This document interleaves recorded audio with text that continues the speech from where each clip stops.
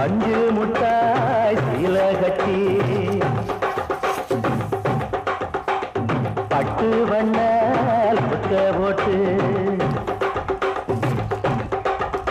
அடி பஞ்சு முட்டாய் சீல கட்டி